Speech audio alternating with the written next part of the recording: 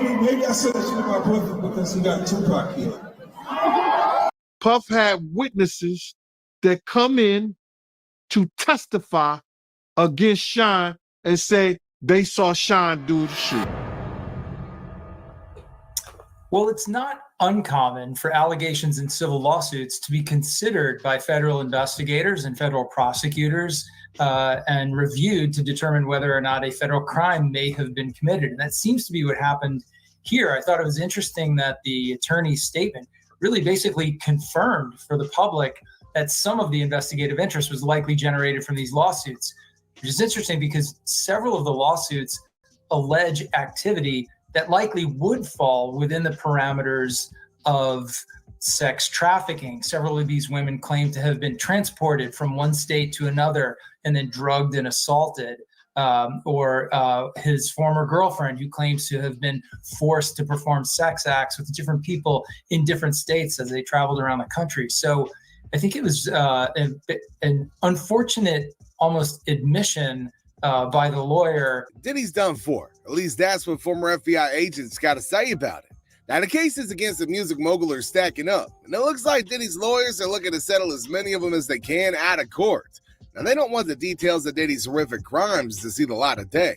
I hope that man is one part Scrooge McDuck, because he's going to need a lot of bank for all these lawsuits. So why the search warrant simultaneously? Well, again, at the attorney's direction, we can now look to the civil suits for clues.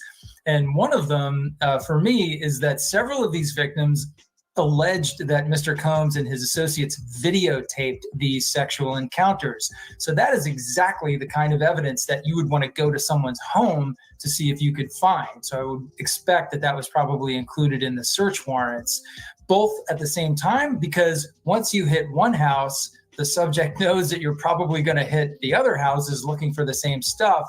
So you're better off doing them. If you have probable cause in two locations, you're better off doing them at once.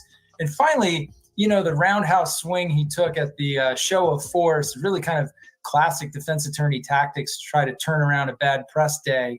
But in fact, Mr. Combs has a long history of being investigated for things like assaults, harassment, threatening people with baseball bats and kettlebells and things like that.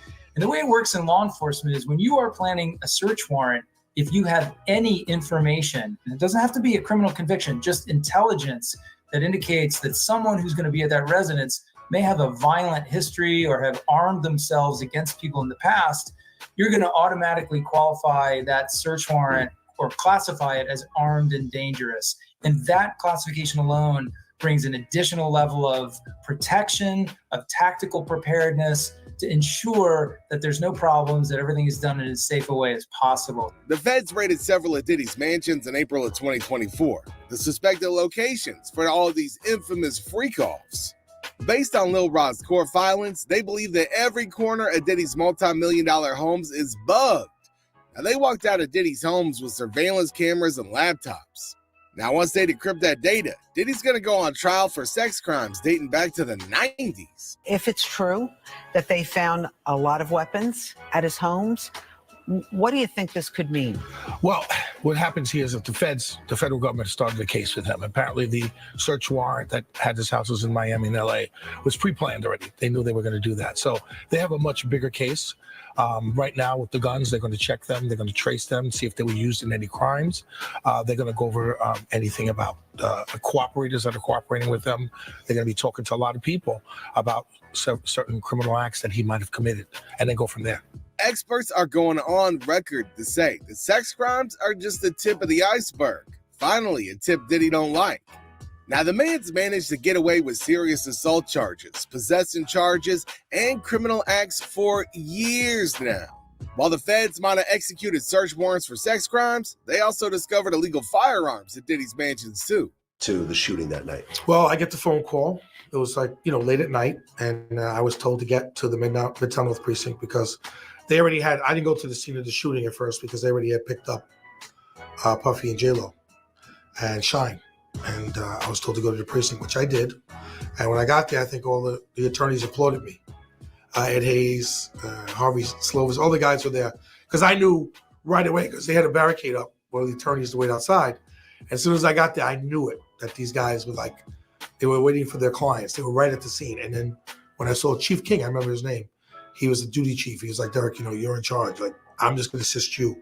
You tell me what you need to get done. But it really wasn't my case. It was the squad's case. It was the Midtown South squad, because it occurred on their land and in their jurisdiction. Even though we were at the North, Midtown North, we had to go back to Midtown South. But by then, Matt McDonald's got involved. The DDA, he was kind of difficult to deal with. But he got involved, and then he took over the investigation with the Midtown South squad. Okay. I just really assisted them. Speaking of which, the feds are also looking into reopening some of Diddy's old cases. Now, most notably, the 1999 shooting. Now, Shine's already served time for the incident, but according to recent court findings, Diddy orchestrated the whole thing. Introducing the Artista Studio Desk. It features an adjustable full 88 keyboard tray that, when fully extended, allows you full access. And was convicted for her injuries. A man already did time for her injuries. You understand? If they would have to go back and see that if there was ballistic tests done on Jennifer Lopez, on Puffy, God bless the dead, on Wolf, did they do ballistic tests? And then see if they did ballistic tests and Puff had gunpowder on him, you understand? Why didn't the police go through with charging him? Why didn't the police charge him? She could say that now, and she said that I don't take nothing from the victim. I don't take nothing from the victim. But her lawyer should have advocated. I know Puff and Shine, they had the same charges. But like I said before, and like Shine said also, Shine said this also, because it's true. Puff had witnesses that come in to testify against Shine and say they saw Shine do the shooting. Now, it might be hard to try Diddy for the case, and Shine already served 10 years for it. But reportedly, the feds had new information that might get Diddy locked up. According to the music mogul's former associates, he bribed several witnesses, then to name it Shine as the shooter. Oh, you know what? Rap was different back then. When Puffy was out, or I call him Puffy, then you call him P. Diddy now. When he was out, a lot of the cases that he had problems with people when he went out to clubs or people in the music industry. It was something that was expected back then, because you got to remember, this was a different time. It was in the 90s going into the 2000s, where rap music was really exploding into the major music industry, becoming a big phenomenon. Rap took over pop music and everything else. What happened, like I said, P. Diddy he was involved in a lot of stuff. So I got called because I had created this hip hop squad. The chief and the commissioner wanted somebody to deal who was knowledgeable of the violent acts in the rap community. They didn't understand that there were so many problems in this rap community with rappers being perpetrators, being victims, and things such as that. So they wanted me to create a unit to deal with them. So I had to be out at night, at bars, at clubs, at concerts, and things like that. Not putting cases on them or following them, but to look out, to make sure that there was no violence, or how I could try to quell the violence in this community. Is Diddy's temper really as bad as what we hear? I never saw Diddy's temper like that, but I didn't work closely with him in business. When he dealt with me, it was more professional level, where I'm the detective and he's the guy who's under arrest. And he was always good with me. He and I talked, and he was cooperative. He didn't say much to me because he had attorneys at the time, but I never had a problem with him. I always had to arrest him or to facilitate his arrest in the precincts when he got involved in the Club New York shooting, and when he got into the Steve Stout investigation with MTV, and a few other things that they called me on. People always labeled me as Diddy's detective, because every time something happened with him, they called me. They labeled you Diddy's detective? Yeah. Wow. Anything, we hear about these allegations involving sex trafficking. Was there ever anything that you saw back then that gave you pause? No, I never saw Puffy or P. Diddy dealing with the sex trafficking allegations. That never happened with us. It was more where he got involved in such an assault or a shooting that he was involved with. But it was different back then again, as I told you. You know, the rap music was different than it is now. Now things are a lot different. You have social media. You have a lot of these rappers that are coming out on social media now, and they're more important than old school rappers. Yeah. So, and we're having so many of them. Right. So there's so many cases, and social media brings out a lot of things, and especially with the rap music industry, as far as, you know, these beefs, these wars that they have, these disputes, they come out more frequently now. Laura's been looking all day trying to figure out where P. Diddy is. I mean, you've been working all sorts of sources. Right. And do you have any, I mean, do you think he's a flight risk? What? I don't think he's a flight risk because he has high-powered attorneys. So he's not going to go far, but he's probably staying at an undisclosed location, laying low until his lawyers advise him. The hip-hop cop revealed that there was a special unit called a rap unit in the police force that investigated growing crimes involving rappers in the 90s. Now, Diddy had always been a person of interest, but they was never able to pin any crimes on him, probably because of his top-of-the-line legal team always swooping in and bailing him out. That plus bribes. For the details, Annalise. Hey, Chrissy, Syra. So that's not all. Some new documents were released today in a civil suit that were amended this morning, and it involves some serious allegations, including sex trafficking, drugs, guns, not only against Diddy, but against his son, that alleged mule that you were just talking about, and another superstar, Cuba Gooding Jr. But again, the new piece to this puzzle here visually is that body camera video. Let's take you over to that video so you can see for yourself. Now, this is Brendan Paul. He was arrested for possession of cocaine and marijuana gummies, and this is unrelated to that larger investigation by the feds, but Paul is named one of several civil lawsuits filed against Diddy as a drug mule working for the music mogul. So this arrest that you're seeing is separate from all of that, just for possession of these drugs, marijuana and cocaine. So now over at Diddy's home, still no sight of him all morning long. Connect 2 is the most user-friendly audio interface ever made.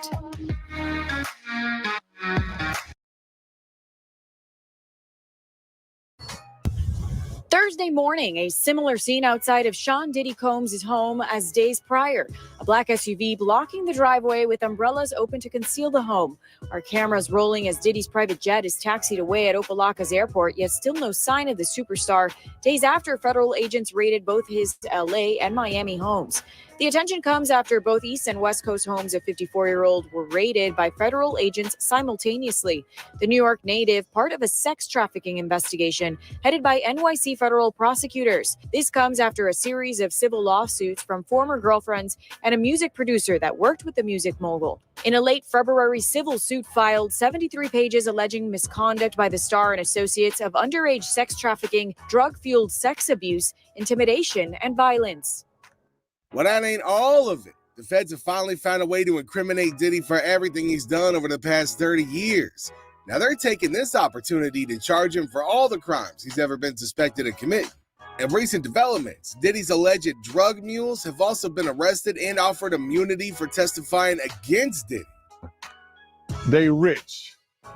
They're going to have a lot of electronics. They're going to have a lot of laptops. They're going to have a lot of computer stuff around there.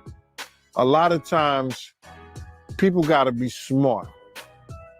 You cannot hide anything on no laptop.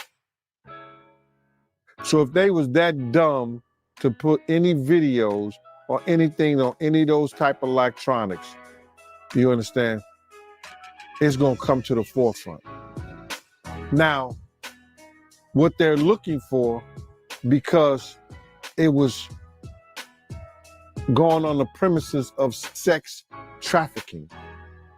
They're looking for pictures of girls that may appear to be underage in a sexual context. Like they in a sexual act. That's what they're looking for.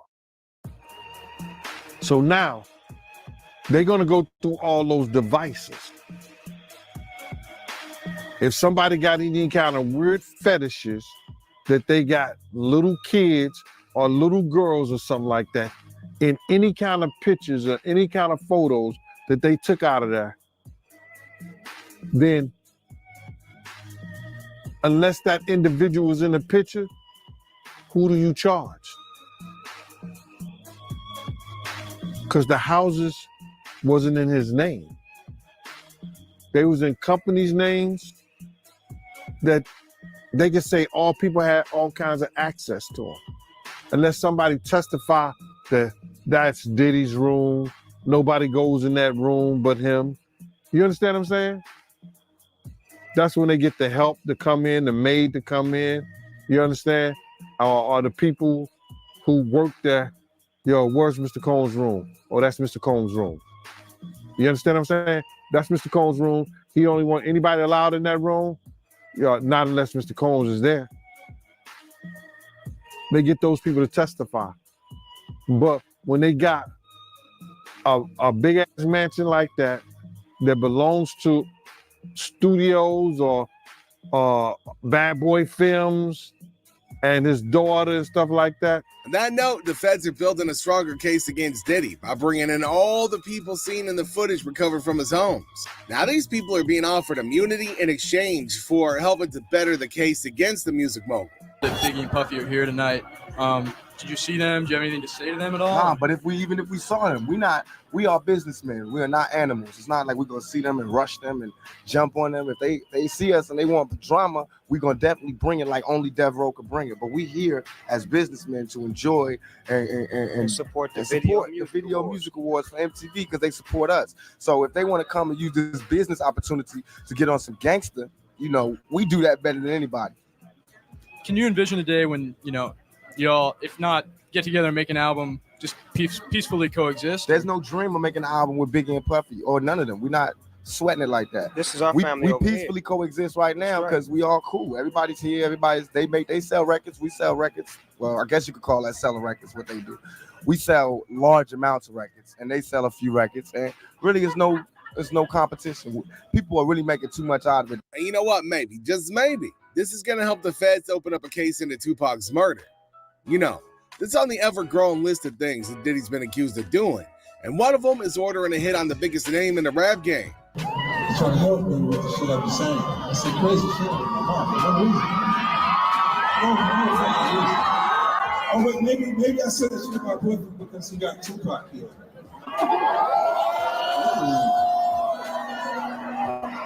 That was for no reason. You understood? Just goes to show that when Diddy's got a problem with anybody, he'd rather resort to criminal means to get it done with. Is this the fall of Puff Daddy? Indications say yes. This is Dr. Friedrichs with Well Consulted. I am in one of our contour light therapy rooms. We use contour light. It's FDA cleared to reduce inches in circumference.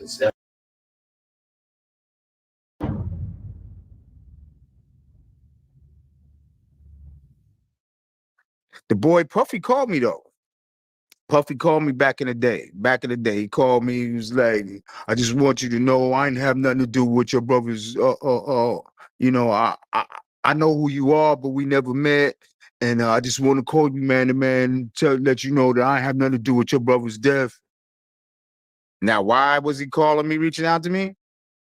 Because LA Times had just dropped, it was in the early 2000s. LA Times had just dropped an article in the newspaper implicating him as well. I told him I appreciate the call, but the truth is yet to come out, so we gonna see. And I remember that article, man. And the guy that wrote that article, he actually did a few Tupac interviews when Tupac was still living. So, yeah, that's crazy, man. So Puffy, he called you trying to plead his innocence. Well, him and I think him and C's was on the radio out here, and Big Boy, shout out to Big Boy. He hit me up. He was like, "Yo, man, Puffy, see, they want to talk to you about the whole situation about your brother." And especially back then, I wanted all the information I could get. And I heard what he said, but this shit been so chaotic. I ain't know which way to go until you find out more information. And yeah, that was the early 2000s. Did Little C say anything to you? Not that I recall. Yeah, that sounds like a guy that's guilty, man. Him calling you trying to plead his innocence. Yeah, man. He could have been trying to cover his ass, or he could have been sincere. We gonna see. It's just too many attachments to Diddy, man. At some point, you got to start looking like, yo, what's going on? I mean, when Tupac got shot at Quad, they was talking about Diddy. When Tupac got killed in Vegas, they was talking about Diddy. At some point, man, you got to start looking at them like, yo, what's going on, yo? Yeah, and you got people like Kading is out, doing interviews and talking about, it be feeling like he got sympathy for Puffy because he was scared. Yeah, he was scared. Yes, I agree. I do agree that he was probably terrified for his life. So if that is the case, it's also quite feasible that he put up money to get Pac killed. You know what I mean? So yeah, that's weird. But we gonna see. Time will tell. And on top of it, he had his own problems with Suge, before Pac. So mm, yeah, I get it. You should be scared, nigga. But hey, like I said, man, Pac would have boxed him. Pac would have loved to beat his ass in the ring, raise some money, and give it to the hood. It ain't have to be like this. Suspects or motive in the murder of rapper and actor Tupac Shakur, who died last Friday the 13th after being gunned down in a drive-by following the Mike Tyson-Bruce Seldon boxing match September 7th. Meanwhile, on Thursday night in Los Angeles, we spoke with Marion Suge Knight, head of Tupac's label Death Row Records, and the man who was driving the car sitting right next to Tupac when he was shot. Knight, who himself was grazed in the head by a bullet, was prevented by his lawyers from addressing the shooting itself. But here, for the first time on television, he speaks publicly about its aftermath. How are you feeling and how are you doing physically? I feel like this. I feel that the last word is always God. But Pac saved my life. The reason why I say Pac saved my life, I got shot in the head, got grazed some other places, but I still got the bullet in my head. It's still there. But for as trying to get him to the hospital, didn't make me realize that I was shot. Because usually when you get shot in the head, the first thing the person do is panic. Bam, I'm shot in the head, I'm about to die. And once you do that, you can't drive nowhere.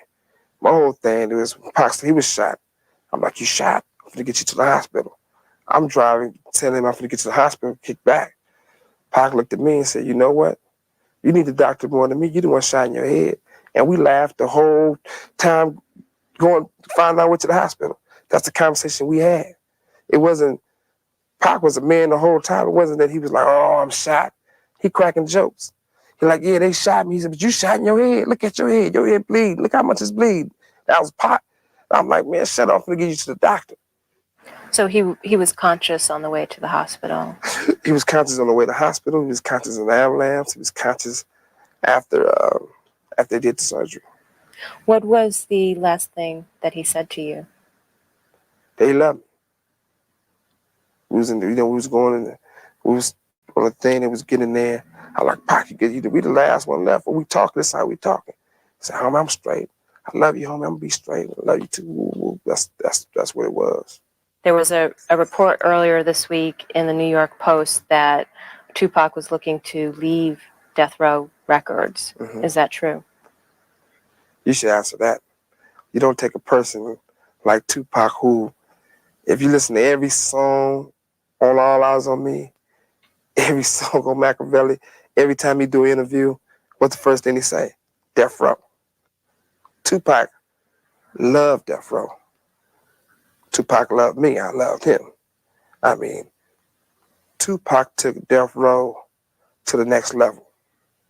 I mean, we worked hard and we laid the foundation down, and Snoop took the baton, he ran with it, and he did a great job with it.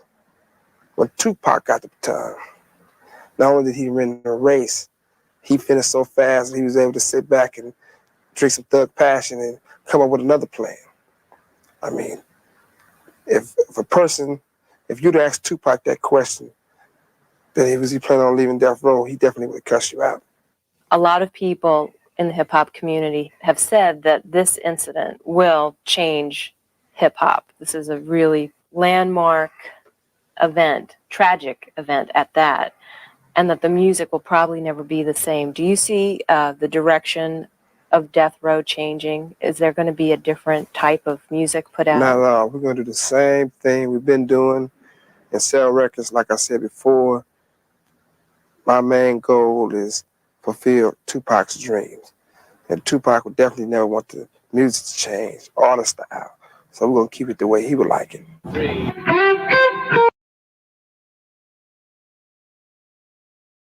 What would Biggie be like at 44? He'd be a mogul like you and Hov, like what? Yeah, I think he would have stopped rapping by now and been just really a businessman. He talked me into letting him go and do an album on another label and got his own label. And it was no problem. That right there was unheard of. And that's the relationship me and him had. I wanted to see him win. I never understood why you didn't take Junior Mafia back with it. Somebody told Puff, Pac gotta die, Big gotta die. This shit not gonna go to jail. You know, these people plan 25 years in advance. Had Pac and Big still been alive today, come on, brother. You and I both know how strong they would have. Are you stuck with an unsellable, ugly house? Let us make you a quick, fair cash offer today. Speculation, the fact that Diddy had some ties to what happened to Biggie. Do you have anything to speculate there or not at all? Well, the thing about that, I also heard that. I also heard everybody say, and I think it was a guy, I didn't hear it personally, but they say it all over the internet, his bodyguard said that he had something to do with it. And I've never, like I said, me and Puppy is nowhere near friends. The respect for him was left a long time ago. But at the same time, it's a bad man. I don't give a fuck if it's me, him, you. Anytime you think you can play God and take somebody's life, that's a fucked up thing. I might be a lot of shit. One, it ain't smart being stupid, so I'm not stupid. Two, I don't got that type of nuts to want to see another man lose his life and see this. You know, when you go to funerals and you see what the mothers go through, the family go through, I would want to see no one go through that. So it'd be crazy if somebody knew. It's just a fucked up thing. And I can't say Puffy did it and Puffy didn't do it. I can't say the cops did this and the cops didn't do it. But what I could say 1,000%, I ain't had to do nothing shit. And I'm not saying to clear my name and all that shit because my name is already what it is. And the best person I want to understand me is God. And, you know, the people that love me because I love them. Yeah. But at the same time, when you look at it, man, it's a situation where I think it lifts hip hop up. It makes the culture the people up. It kept the thing. And when I lost Tupac, it was a long time before I really listened to a lot of Pac music. Because I thought about it and think about him all the time. I still do today. And sometimes when I hear somebody say negative things about Pac, I get more mad when they say negative things about Pac before they say negative things about me. Because I'm here. You got something to say about me, and I'm gone. Bless you. You know, but yeah, man, tell your life, tell your story. We still will never be the same without Tupac and Biggie. And I'm gonna end it here because I knew Pac and Biggie loved each other. When I was in a hotel and me and Pac in a hotel and he talking to Biggie before Pac passed away, he wasn't mad at Biggie like, I hate this motherfucker. He was more hurt because he felt that Biggie had something to do with the shit in the studio in New York. And they was talking, I could tell it was two men that cared about each other. And you know what I mean? I'm thinking about making history again. I'm like, man, y'all see, it seems like y'all love each other. With me, hating love relationship.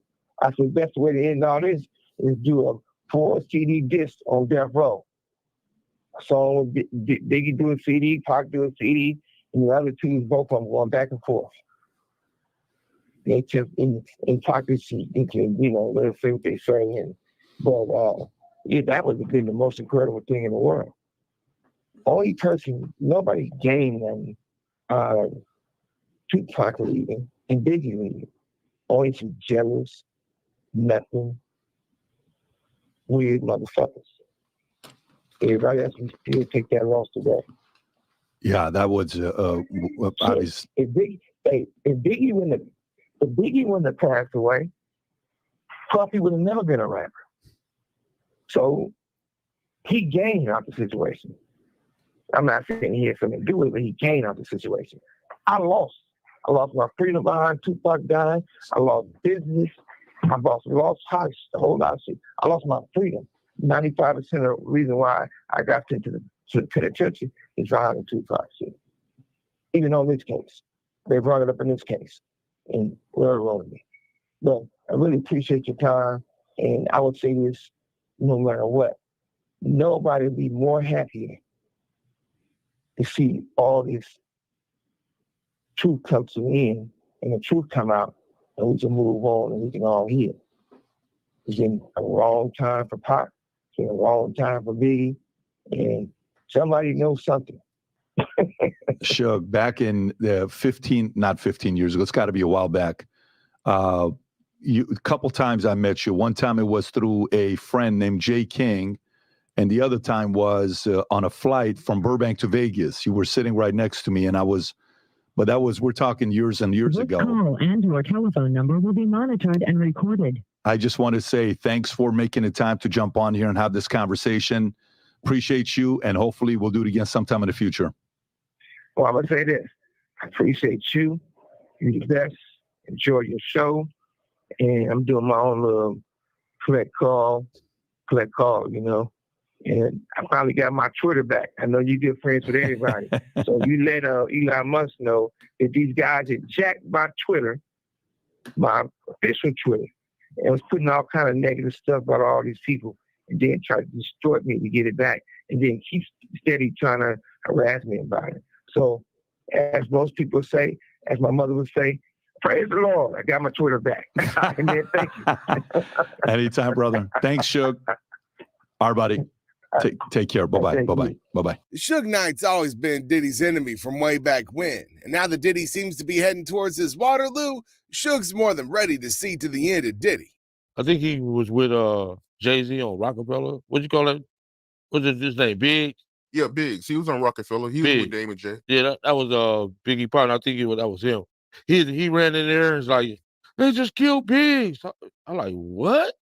They just killed Biggs. So by then, LAPD came. They was everywhere, and they started escorting everybody out instead of locking down the crime scene. They should have locked it down. And my true opinion, do I think LAPD killed? I don't think it was I think one of the LAPD gangsters killed. You know what I'm saying? Killed Big. Not the dude that was he was the LAPD and a gangster too. Yeah, that's what I feel. Yeah, Rafael Perez even kind of broke it down. You know what I'm saying? Yeah. So you feel like one of the cops that work for LA? Hey, if you're a homeowner and your roof looks like this, I need you to pay attention for the next 60 seconds. This video.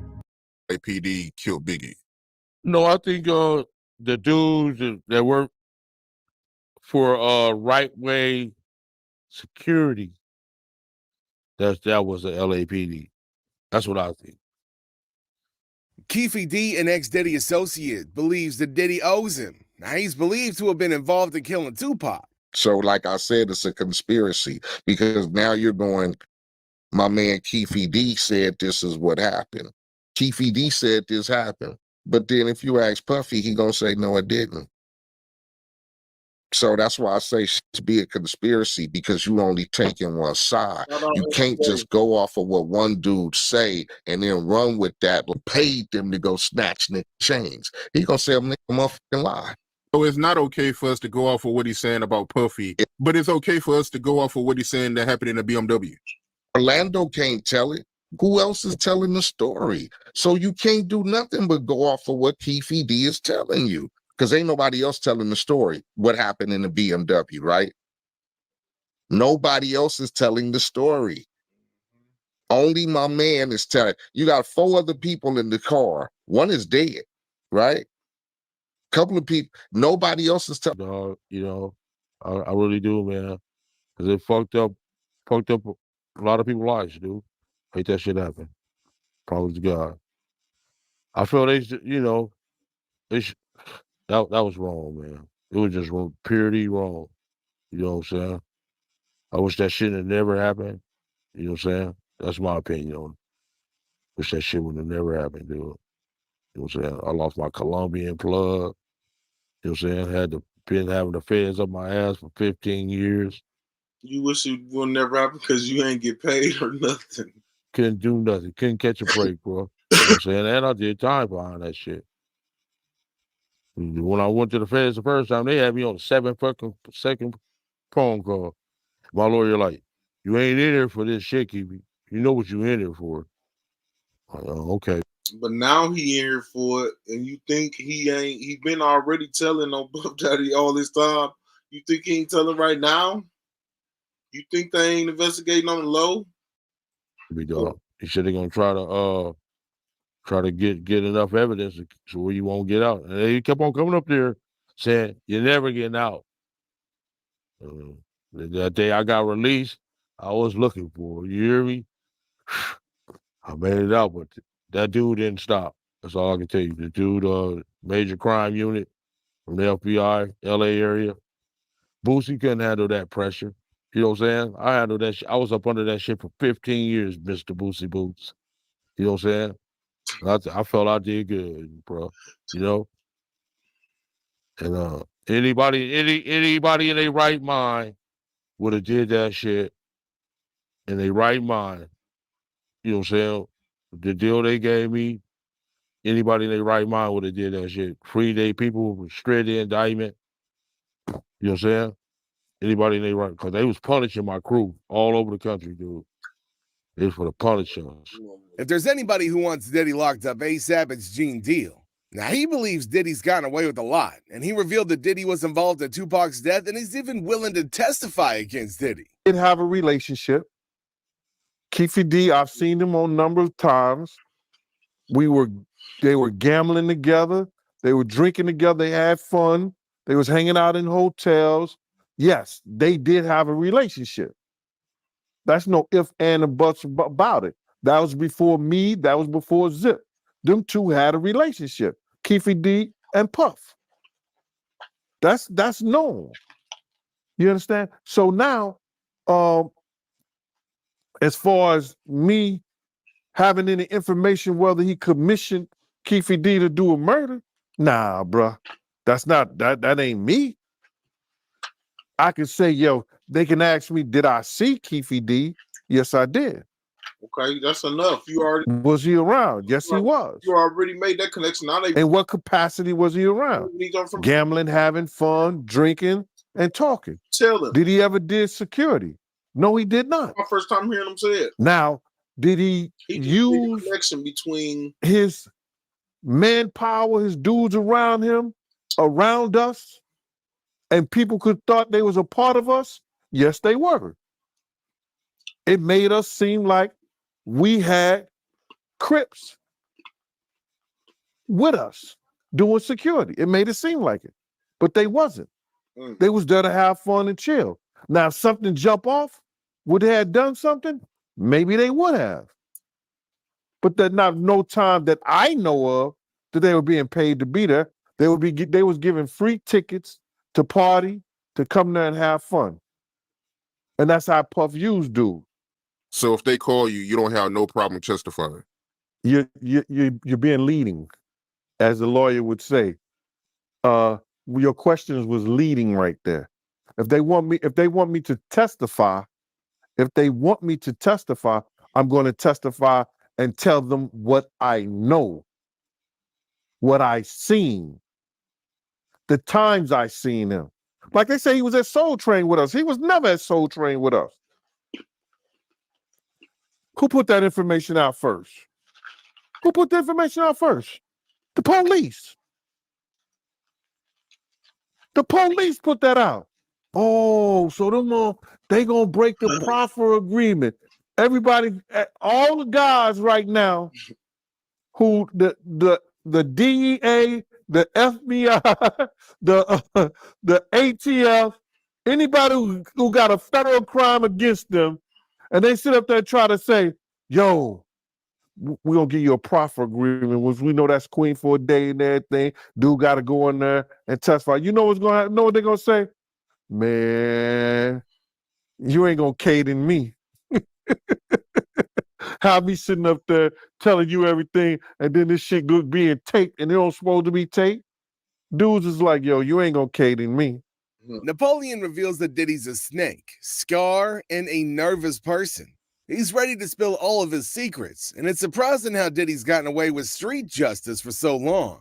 And I think also from a business standpoint of view, I think the music industry is one of the most corrupt industries on the planet.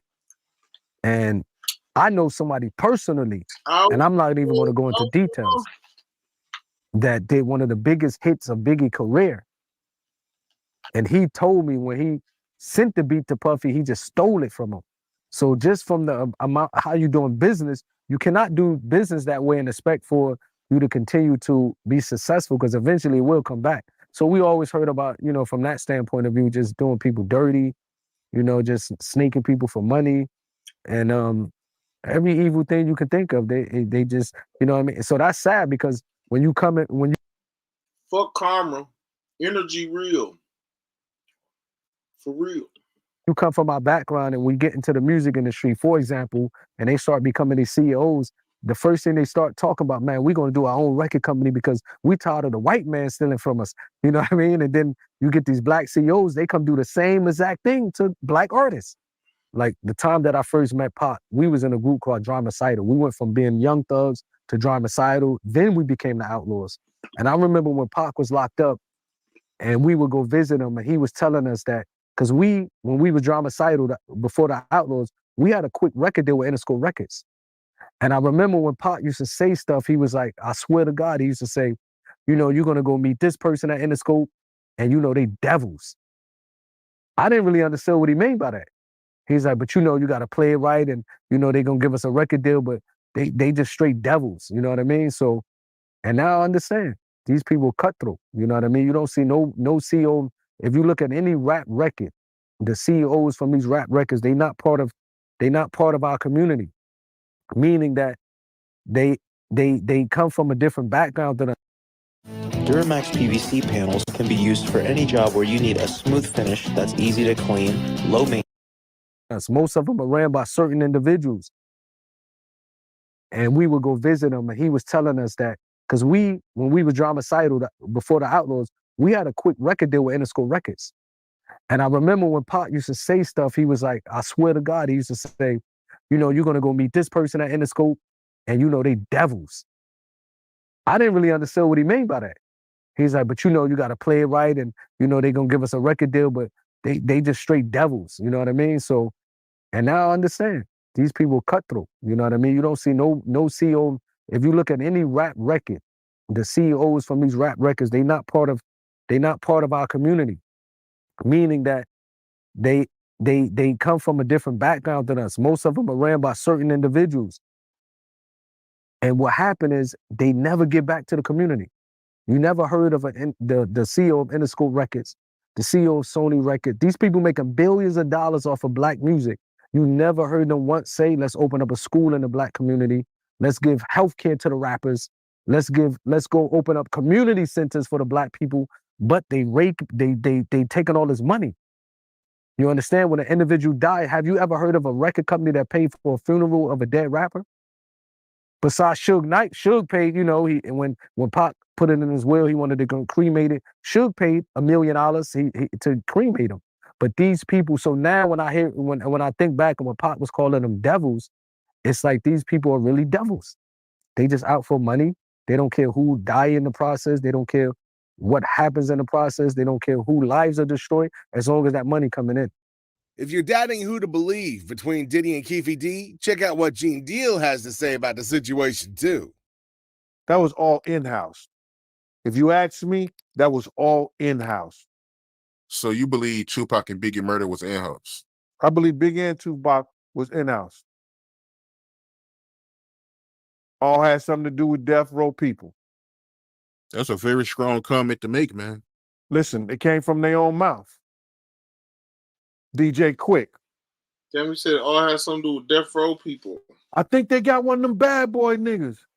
They said they was gonna get him. Who was they?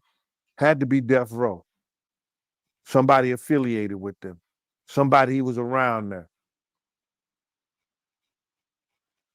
Who Pac had problems with? People at death row. He was firing people. Suge was firing people. He didn't want to deal with them no more. Wasn't nobody from Bad Boy that killed Pac. Nah. Not at all. Now, if Wolf was out there and his crew like he wanted to, it's a possibility that any of that could have happened. But that wasn't, man, listen here, man. You can't, listen to me. There's no way, bro. They had a couple of law enforcement officers that was working, following Suge them. They're not going to let that happen. Especially after Pac had a fight in the MGM. Come on, man. Save it for David. Tell somebody else. You trying to bump me in the head with that. Now I'm Sam Sausage Head if you want me to believe that. Well, a few days prior to going to Vegas for the fights and the event that we had for 662, rumors started circulating that the Southside was telling everybody they was coming to Vegas and they coming to 662. So we got prepared for that. We all got to Vegas that weekend. Keefe D them came through, pulled up in the front, and I had alerted everybody that the Southsides are here, knowing that it wasn't finna happen right there. Was too many police out there. Keefe D tell a different story that they went to the back parking lot and posted up at the back parking lot and watched everything and this and that. Bullshit.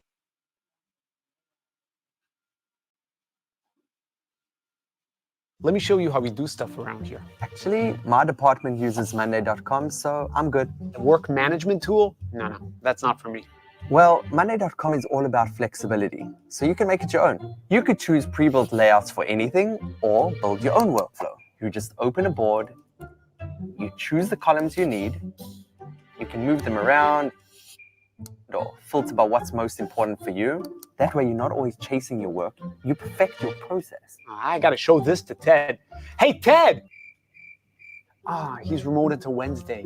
No problem. We just tag Ted on Monday, write an update, and there you go. Okay, so how do I use it? You just go to Monday.com and you can see all your work. You can get a broad view of everything you do or celebrate a small win. It's actually kind of fun. Okay, so how does one sign up? I'm just asking for Ted. A legend in hip-hop music has his entire empire seemingly in jeopardy amid an ongoing federal investigation. Even before federal authorities raided Sean Diddy Combs' Miami and Los Angeles homes, the hip-hop mogul faced several legal issues. Since his former girlfriend, Cassie Ventura, filed a federal lawsuit against the rapper and producer, Diddy has faced a slew of separate civil lawsuits that include allegations ranging from sexual misconduct and battery to sexual assault and sex trafficking. Cassie settled her lawsuit with Diddy a day after it was filed in federal court. However, the other lawsuits remain active, including a $30 million lawsuit filed by Rodney Jones Jr., a former producer and videographer for Diddy. Jones's suit similarly mirrors Cassie's now settled federal lawsuit, where Jones accuses the mogul of forcing him to engage in sexual acts with sex workers, operating a racketeering enterprise, as well as groping and sexually harassing him. Since federal authorities raided Diddy's homes, several people have come forward to share their experiences with the hitmaker, but also shining a dark light on the murder, deaths, and prison time of those who were once close to him. Diddy rose to fame in the early 90s. In 1990, he began interning at Uptown Records after being tapped by CEO Andre Harrell to work with their young artists. Diddy's work at Uptown was crucial in shaping emerging artists such as Father MC, Jodeci, and Mary J. Blige. It's been reported in 1993 that Diddy and Uptown parted ways over creative and business disputes after his mentor fired him. In a 2023 interview with Variety, Diddy spoke highly of his former boss despite being fired from Uptown, saying in part, "I was just happy that he wasn't mad at me because I felt like I let him down. It wasn't hard feelings. I could tell in his eyes he knew that I wouldn't survive working under the corporate oppressive thumb. When he fired me, he didn't mean to hurt me. He just made me rich because 2 days later, I was a millionaire." Within weeks of Diddy being fired, he started his infamous Bad Boy Records. In 2020, Harrell passed away at the age of 59. According to his former partner, Harrell suffered from heart problems leading up to his death. But Harrell wasn't the only untimely passing of key figures wrapped in Diddy's inner circle. New York rap legend Heavy D was signed to Uptown Records as its first act. In December of 91, Combs was overseeing a charity basketball game with Heavy D at a City College of New York gymnasium in Harlem. The gym reportedly had a capacity of a little more than 2,700 people. However, nearly 5,000 people showed up and security couldn't control the crowd. When organizers closed the door and stopped letting attendees inside, people broke through the gym doors, rushing into the lobby, causing a stampede. 9 people were crushed to death at the bottom of the staircase, and more than 20 others were injured. Both Diddy and Heavy D, whose real name is Dwight Myers, were cited as being responsible for the tragedy. The two didn't face criminal charges following the incident. However, multiple wrongful death and personal injury lawsuits were filed.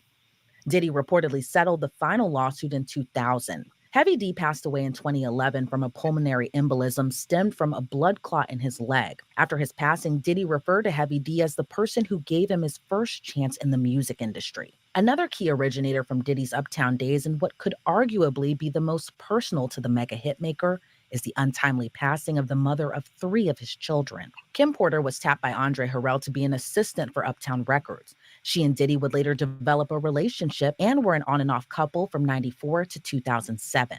During that time, the two welcomed 3 children together, Christian Combs and twin daughters Delilah and Jessie. But the two reportedly ended their relationship after Kim suspected the Bad Boy founder was unfaithful during her pregnancy. Diddy would go on to welcome another daughter just months before the twins were born. Kim has often been referred to as the love of Diddy's life. However, according to former Bad Boy artist Mark Curry, Diddy was violent toward Kim Porter. Curry claimed previously that Diddy broke her nose and wiretapped her phone and homes. Kim Porter passed away in 2018 after suffering flu-like symptoms just days before her passing. A medical examiner later ruled she died from pneumonia.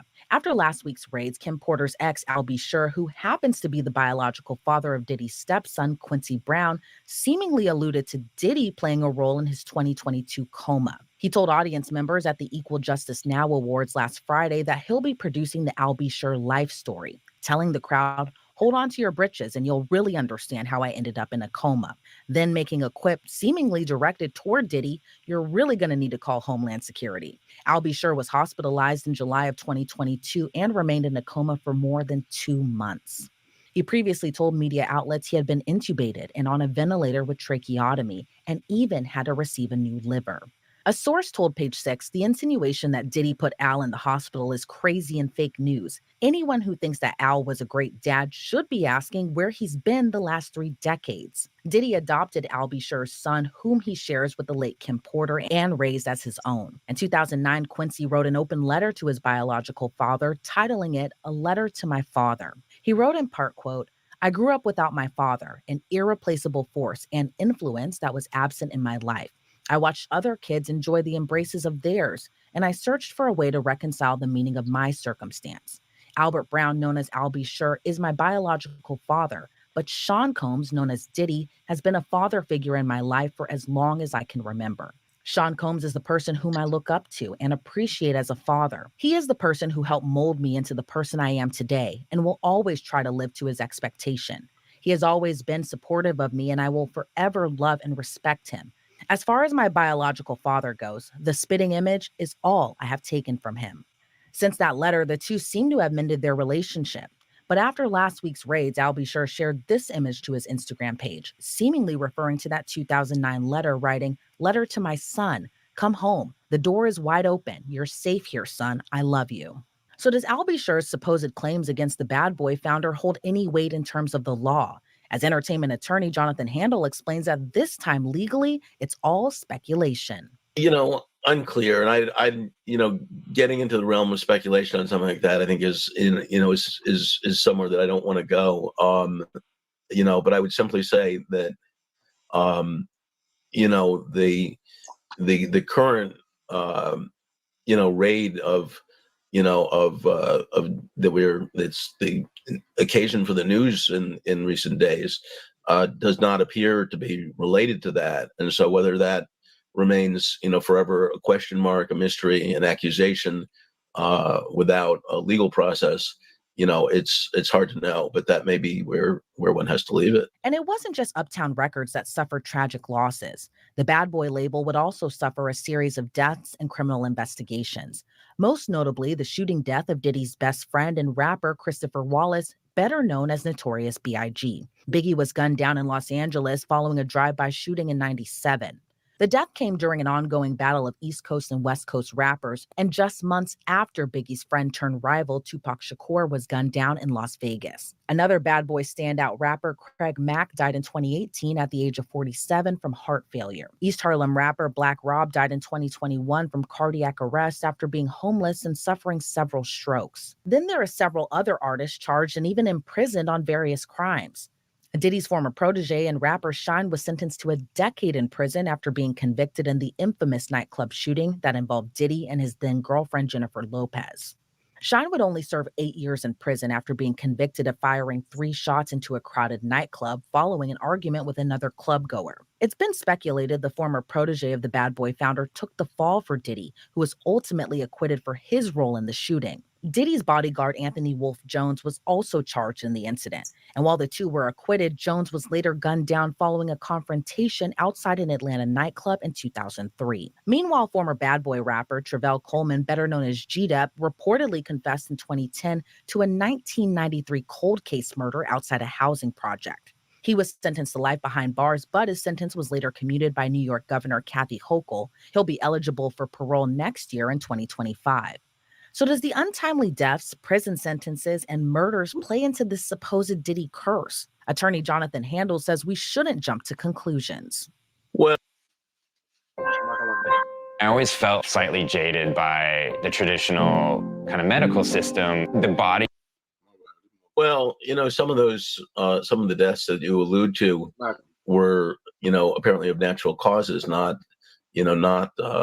violence. And so I think it's possible that people are making, a little more of a mountain out of that. I think it's also, it's important to recognize the, and people don't talk about this a lot, but, the racial and economic, socioeconomic aspect of this. I mean, when people come up from a background that for long historical reasons has been, for many African-American people, of course, has been surrounded by oppression, by violence, by lack of economic opportunity.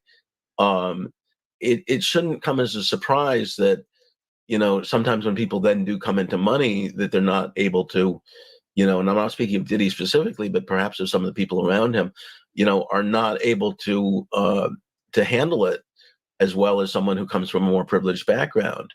Diddy seems to be unfazed by the recent legal saga that could be plaguing his empire.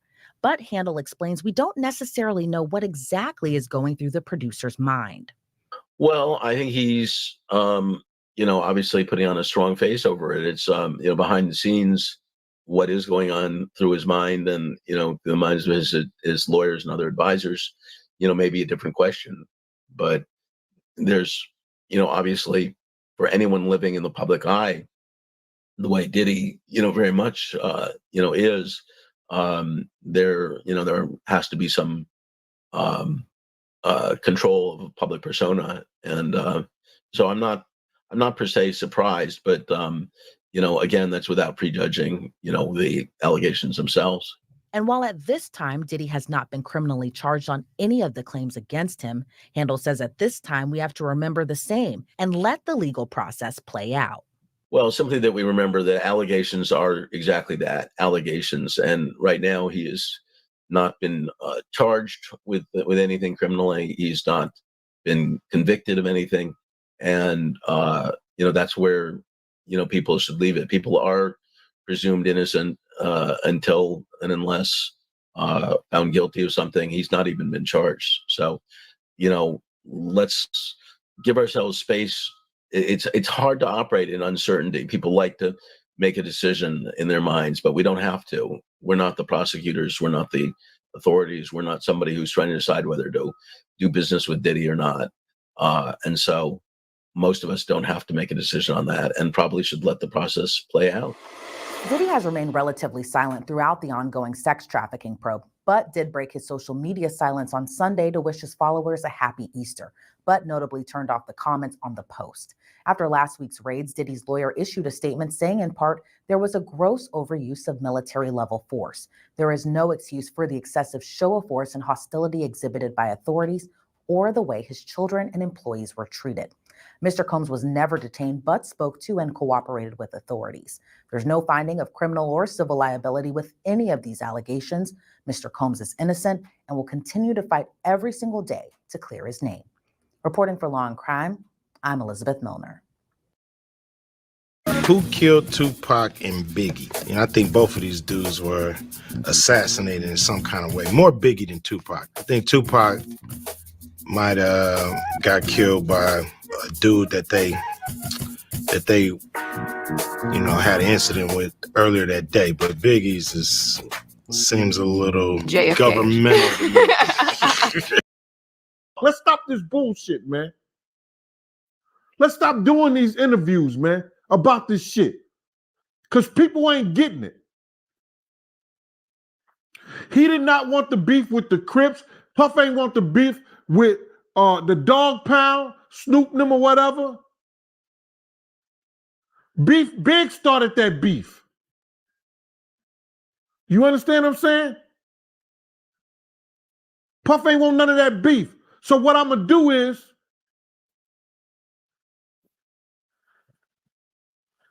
y'all want the sheep?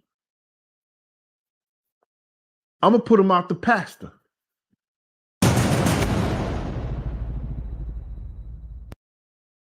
Walk us through those final moments. We get out, Puff pull out first.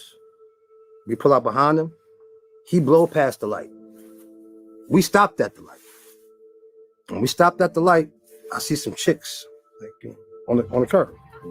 Before you know it, a car just rolled up, start popping in the car. Just pop, pop, pop, pop, pop, pop, pop, pop, pop. Everybody got down in the truck. So that shit stopped. We all hopped out. Everybody door open but Big door. By that time, Puff his truck had came back around. Everybody was like, let's get in the car. And we just got in the car and just drove to the hospital. They take him in the hospital. I didn't go in there. And maybe about 20 minutes later, somebody called me in there. I forgot who it was. Told me to come inside. And they was like, yo, he didn't make it. Damn. We just all bust out crying. And as we made it right, we were driving. Everything was all right. We didn't know where we were going to. We just know the party was over. We were leaving. And as we were driving, in my car, I heard shots ring out. And at first, I just thought it was somebody shooting in the air. And just human reaction, I immediately ducked down. Everybody in my car ducked down. And then I heard somebody yell, they shot at Biggie's car. And then I just jumped out my car and I ran directly to his car. And all the doors were open. And, he was hunched over. I was just there. I was talking to him, and the security officer that was driving my vehicle, I told him to just jump in his vehicle. Let's just try to rush him to the hospital. And that's what we did.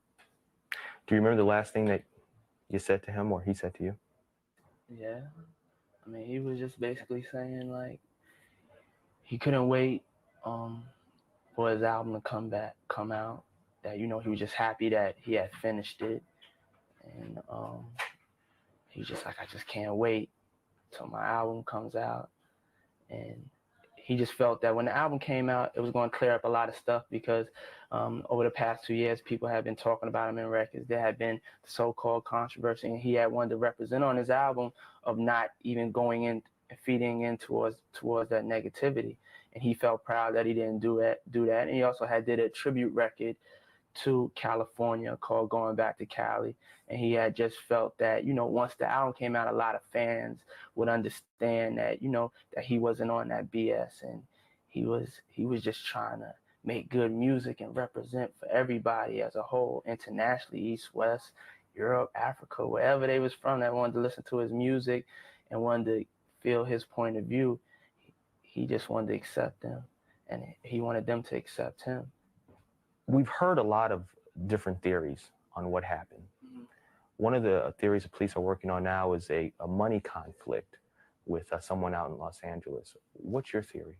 I know that's completely not true. Biggie didn't have no money conflicts with anybody.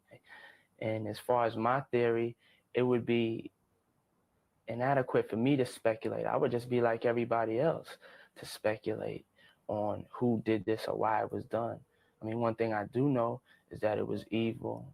It was ignorant, and it hurts. You know what I'm saying? What has it been like emotionally for you? I mean, it's a tragedy. Seeing a close friend like that gunned down. What have you been going through? Honestly, you know, it's been hard. I mean, that's the only way I could describe it. You know, when it wasn't supposed to be like this. Let's talk about that. Tupac Shakur's death about 6 months ago kind of showed how vulnerable rap artists are. Yes. Did Biggie at all feel that his life was in danger? He never told me, I can only speak, he never told me he felt that his life was in danger. We always, me and him, we always had conversations, and I'm very close with God, and through our relationship, I was trying to show him how God is his friend, and he was taking in God as his friend, you know, and it was a gradual thing, and he started understanding. He even had got a scripture, you know, tattooed on his arm, and I have this medallion of Jesus that he went in. He had got the same medallion of Jesus. What did the scripture say? It said, the Lord is the light of my life. Whom shall I fear? The Lord is my salvation. Whom shall I be afraid? When the wicked, even my enemies and foes, came to eat upon my flesh, they stumbled and fell. Notorious B.I.G. Was his public image a real reflection of who he is? It doesn't seem like it was the way you're talking about him. To be honest, his public image, as far as he was a human being, that's the best way I could describe him. He made some mistakes. I know when y'all show the news clippings of him getting out of a car with his hands behind his back being arrested, a lot of us who are not, you know, who are not trying to be negative or not trying to be caught up in negativity, sometimes we make mistakes. He, as a human being, made mistakes, and those mistakes can't be taken back. And he tried every day to learn from the mistakes and live his life a better way. Is your public image a true reflection of who you are? The way that I see the media portray me, I could say definitely is not the way that I am. How do you feel the media portrays you? I've seen the media portray me like I'm a gangster. At times I'm a cold individual. I'm just a shrewd businessman, which is just not the case. Who are you? You know what I'm saying? My name is Sean Combs. I'm a young black man that I just had a dream to to just be successful in life. I had a dream to go against all the negativities that was in front of me, all the things that said I couldn't make it. I had a dream to show people that we can do it. We as young Black people, we have intelligence. You know, I wanted to inspire kids. When I got into this, I wanted to inspire people. Like, you may not be able to rap, you may not be able to sing, but there's something else that you could do. You know, a lot of our young brothers and sisters, they're at the forefront of making the music, and there's nobody that's young in their age that's behind them, showing them and guiding them through the business, and really have control and power of what's going on.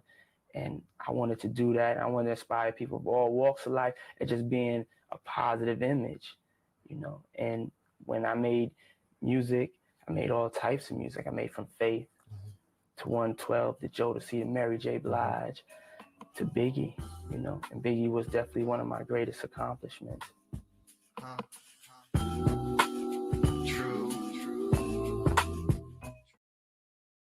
Now, we have already gone over how Diddy allegedly paid Keefe D $1 million to take out Tupac. But what you need to know is that, according to Diddy's former bodyguard, Gene Deal, aka Uncle Ron, Diddy wanted Biggie dead because he was not comfortable with the prospect of Biggie becoming more popular than he was.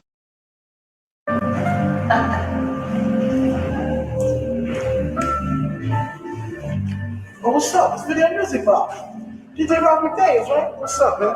Look in the sky and wonder why most MCs alibis won't comply with my style of rhyme or rhyming or rap. It's not a trap. My rhyme just snap miles and miles for a while. My rhymes once in a pie. Now I put them on fire. Hey. This is a whale of a tale of a bill. You have to paint my bill, and I will nail begin to sell in 7 What if you could do SEO smarter and faster? With Wix, you can edit your meta tags, page by page, or all in one. You do not think he had any involvement in the murder of Tupac Shakur? No. None? None. He was not there? No, I don't believe he's there. The lawyer representing the man accused of orchestrating the murder of Tupac Shakur says we shouldn't believe his client as he prepares to represent him in what's being set up as the year's biggest trial. And tonight, that attorney is sitting down with one local journalist, and that's 8 News Now investigator David Charnes. Thanks for joining us. I'm Denise Valdez. I'm Brian Loftus. Our 8 News Now investigators broke the news of the raid at Dwayne Keefe D. Davis's house. That set off his arrest and now his criminal case in the murder of the hip-hop icon. And now his attorney says don't believe him. Here's 8 News Now investigator David Charnes with the interview you will only see on 8. He's a liar then. That the statements. I would definitely say he's a liar. Defense attorney Carl Arnold says we shouldn't believe what 60-year-old Dwayne Keefe D. Davis has to say about the shooting of Tupac Shakur. He keeps repeating this, is that the whole thing is unfair. He feels that he had protection from his earlier statements that were made. Those earlier statements to police in California who were investigating not the death of Shakur, but the death of Notorious B.I.G. He didn't have any information, but said, hey, let me try to, rehash this Tupac murder, give you some information that he heard on the streets, and he filled in the gaps as they were asking questions. Arnold says Davis lied about his alleged involvement in Shakur's murder, saying he was in the shooter's car and handed him the gun. That eventually unraveled, according to Arnold, where those private statements to police turned into public interviews, paid interviews. He's sitting over there, how come I didn't make any money on this? And now someone's presenting him with the opportunity to make some money. Combined with, okay, he's looking at these are his last years of life. Let me tell my story. So isn't it kind of stupid to do that and then get hit with a murder charge? Yeah, it was really stupid. But then again, here's what he's thinking is, he already said all these things way back when. Arnold says it's now up to prosecutors to prove Davis's own statements are true beyond a reasonable doubt. And as far as Arnold knows, there's no video or DNA evidence to prove that. How do you defend those statements? Again, there's no proof of that. That's the first thing. So his own words, you can't take for granted, is what you're saying. Correct. There has to be some type of corroboration. Anybody can say, well, I gave this person the gun and he shot Tupac. So if he didn't do it, does he know who did? No, he does not know who did. And why should we trust Keefe D now? You shouldn't trust Keefe D. You absolutely shouldn't. And that should be the thing that causes him to walk. Arnold says he plans to subpoena Suge Knight for the trial. Knight is the only living witness and was driving the car Tupac was riding in. Arnold also says another witness we could hear from, Sean P. Diddy Combs. I'm David Charnes, 8 News Now. Davis remains in custody on $750,000 bail. Arnold and prosecutors back in court next week to tell a judge how their preparation for the scheduled fall trial is going. Looking for fitness that fits your budget? Join Planet Fitness now and save almost 25% off your monthly membership.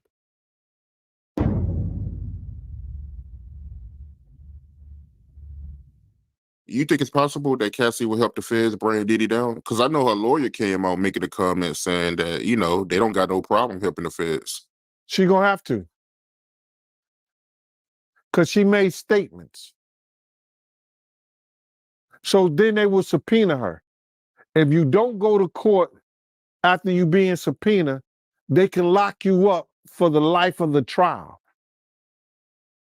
Or she could become a non-compliant witness, whereas that a hostile witness, where she say, I revoke my constitutional right and don't say nothing. I invoke my constitutional right, you know what I'm saying, and don't say nothing. She could do that. But she has to answer the subpoena. And I don't think she's going to sit down and go to court or go to jail for Diddy. You understand? If she is subpoenaed to come in there and speak on what happened to her, I believe she would do it. So Cassie, yeah. Even if they call me about the abuse with Kim, they say, yo, Gene, did you see him beat Kim? I said, on that particular case, no. Have I seen him rough Kim up and use the pillow? They you know, he liked to play fight and be hurting the girls while he play fight. Have I seen him do that? Yeah, I've seen him done that. You understand? And I've asked him, you all right, you good? Y'all good? And she just look and stuff, he'll stop. You know what I'm saying? Because I was like a big uncle one time. So now, when he get to the hospital, his right wrist is ripped open. So, Mr. Dill, when you got to the hospital, what happened? Well, I seen his wrist ripped up. I would testify that I seen his wrist wrapped up in a t-shirt, and he said it right there in front of Kim. You know what I'm saying? That, yo, you could have killed him because she hit an artery. You understand? And I would tell how I saw how Kim looked, and I would testify to everything if I was told to. You know, if I was brought in to testify against that. You understand? I'm not gonna sit there and wait in jail for him. Nah, I wouldn't do that. So you don't have no problem testifying? I have no problem sitting in the court of law, doing my due diligence and testifying on stuff that I already spoke of on the internet. You think this old man gonna go? When I talked about him, hell no, he gonna go tell it. Abusing Kim, and she had to cut his wrist to get him off of him, I would tell what I saw when I went to the hospital. I have no problem. I don't care what nobody say. I don't care what nobody think. If I've already said it on the internet, if I've already said it on different platforms and programs, why wouldn't I? I have no problem with saying the relationship with him and Keefe D. I have no problem in saying that he went to Suge Knight and asked Suge Knight, Are we good out here? When Pac was right behind Suge, Suge had a red Bentley, Rolls Royce Bentley. Pac had the white one in the back of the House of Blues. I have no problem in saying that I told him if we go out this house, somebody gonna die tonight. And the Notorious Big came up dead. I have no problem in saying what I've been saying for years, since 97. If I'm brought into a court of law to testify on things that they want to ask me regarding his character or anything that I've displayed out here.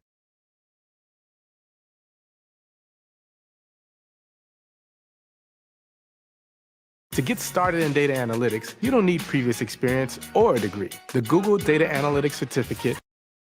P. Diddy.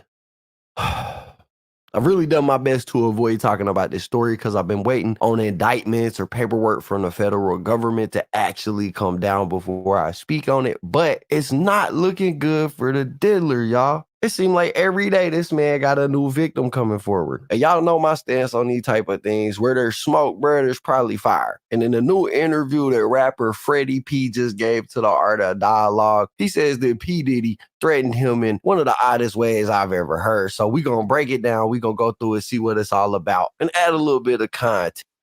P. Diddy said, I'll buy every block. I'll buy every house on your block and cut all the lights off. Every time you come outside, you'll get popped. So Freddie P. Who is Freddie P? Freddie P is a member or was a member of the band, which came from P. Diddy's television show, Making the Band, way back in the day. Now, Freddie P's come out and started talking about Diddy in relation to all of the allegations that he's got surrounding him, his legal case, all of the various lawsuits that's been filed against him, his kids, his business associates. And look, bro, Diddy's being accused of sexual assault, sex trafficking, physical assaults like shooting people, carrying weapons around. And all of this basically culminated in the feds kicking in the doors the multiple properties that he owns last month in relation to a federal case or a federal investigation that's ongoing surrounding Diddy. And look, even though the feds kicked in the door like the Ninja Turtles, Diddy still ain't been charged with nothing, right? He's got all of this stuff going on in these lawsuits, but he ain't officially been charged with anything yet. And even though he ain't been charged, I'm like with 50 Cent on this one. 50 Cent posted on Instagram and said, they don't come like that unless they got a case. It's not Diddy do it, it's Diddy done, right? Basically in reference to the documentary he supposedly was going to be making about Diddy called Diddy Do It. Anyways, I'm rocking with that take on it, right? Like once the feds come and kick the door in like that, bro, they probably got everything that they need. They just doing that last little circle to see if you left any evidence behind that could help them with the case they was already building, right? Well, as they've been building this case, we've seen a lot of people coming forward going against Diddy. And today is no different because we've got Freddie P. Freddie P, whose real name is Frederick Watson, is a rapper coming from Miami. Now, like I said, bro was on Making the Band, which is a TV show that Diddy had back in the day that aired on TV. And it was there that he started building his name and his image as a rapper. I floss for y'all. I don't like to floss at all. White Weez and white beat, Sean John below. John my seat, Sean John my broad. Sean John in the dawn sell, plenty record, many awards. Fendi cross every board. In the Chevy, the box, Porsche, or the Honda Accord. Yeah, off, choo. Wobble weeble when I cut through, I'm sucking my thumb. Please don't flop on my sneakers.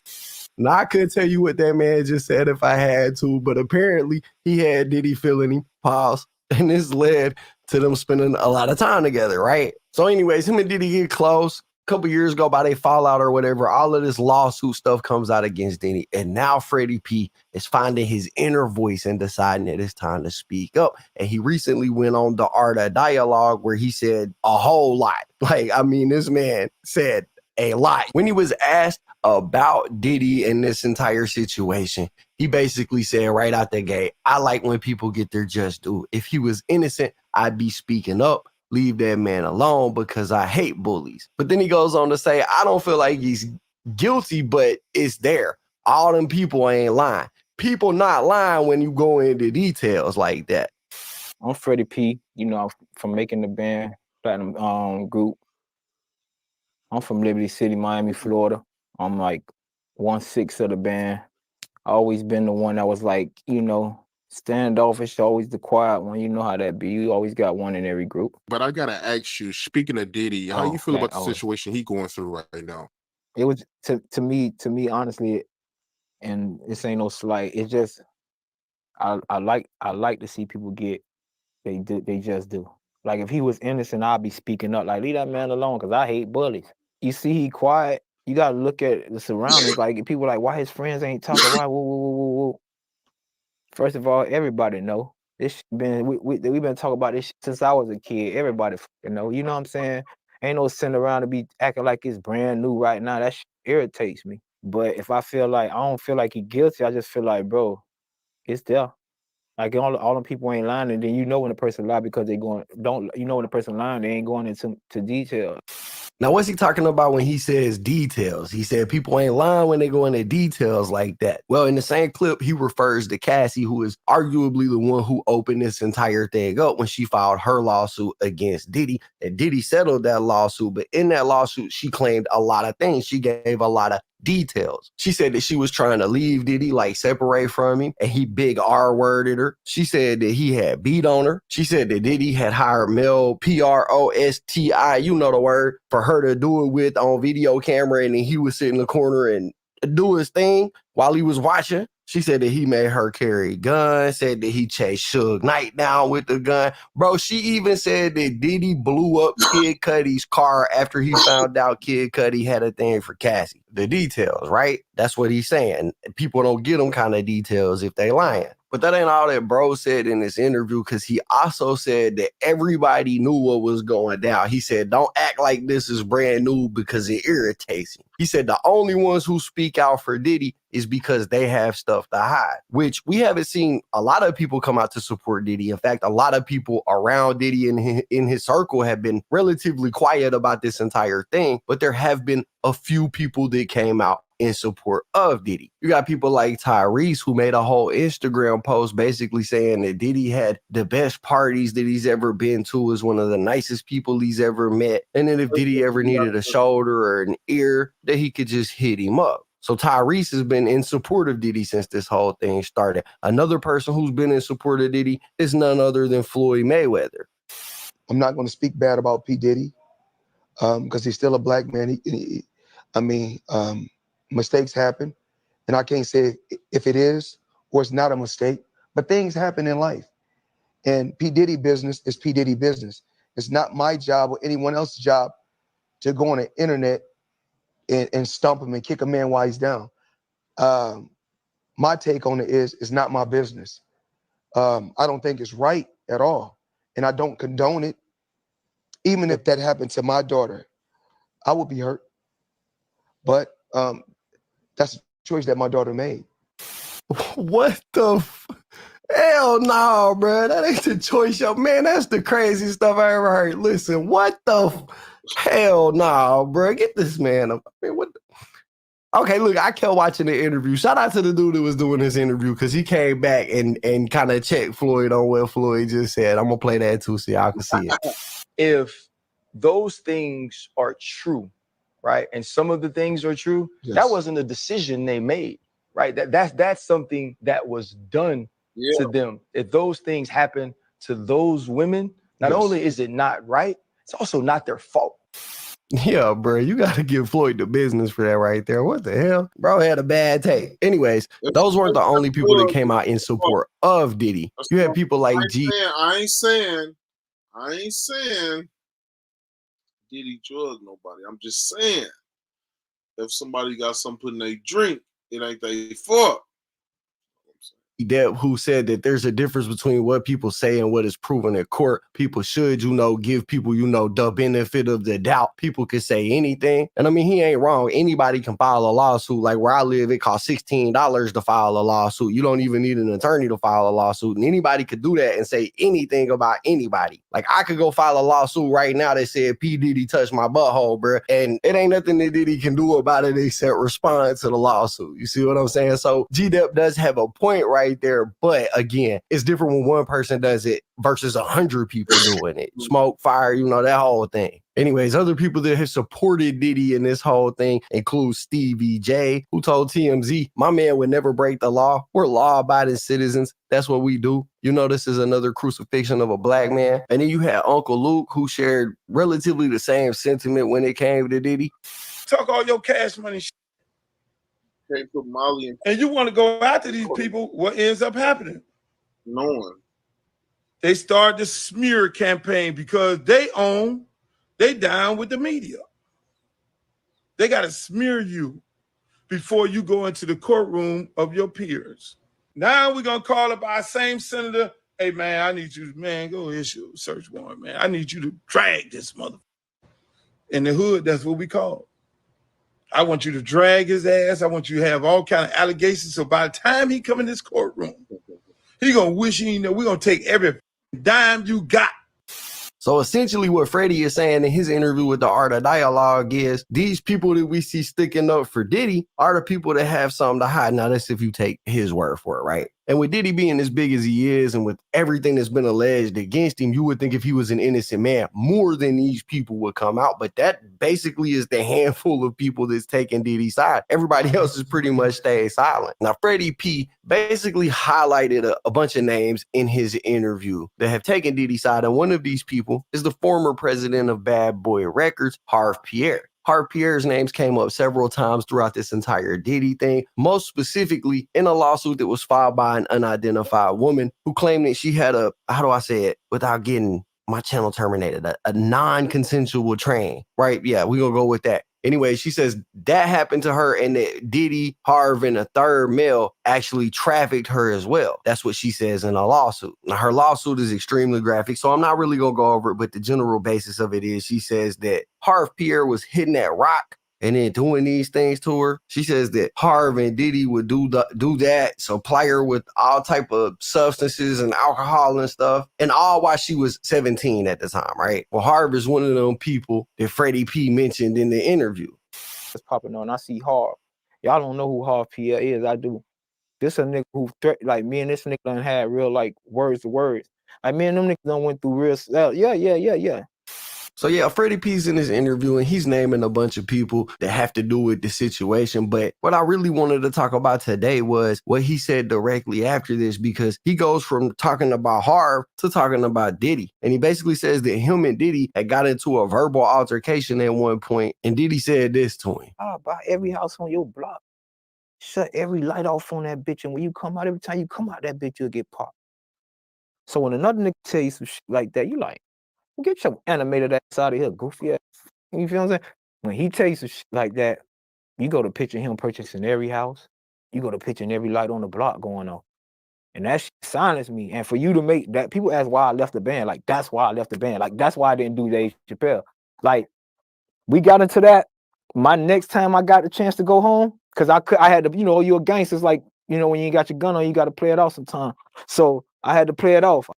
Yeah, bro, Diddy different. He really told this man he would buy the block, shut the lights off, and every time he walked out, he would get shot at. That's crazy. That's different. He said that's why he left the band, and shit, I can't blame him. I would have left the band too. Like, I'm out of here. We do not got time for that today. That's the energy I'm coming with on it. But he says that's why he left the band. He said that's why he didn't do Dave Chappelle, who I don't know if you guys knew, but Dave Chappelle did a whole thing about the band back in the day. He said that's why he wasn't on there. And then he goes on in the interview to basically say that him and his homie tried to get they lick back that night, although they didn't end up going through with it. But he said that later that night, he actually was going to try to make an attempt on Diddy's life because of this. And what's interesting is this dude ain't the only one who said that P. Diddy has threatened violence against him. If y'all remember, Rodney Jones is one of the people that filed a lawsuit against Diddy, said that Diddy was prone to violence too. He filed a complaint with the courts that said, according to Mr. Jones, Mr. Combs will often switch up his approach. He would go from promising Mr. Jones the world to threatening Jones with physical harm. Mr. Combs threatened that eat Mr. Jones' face and inform Jones that he was willing to kill his mom, Janice Combs, if he had to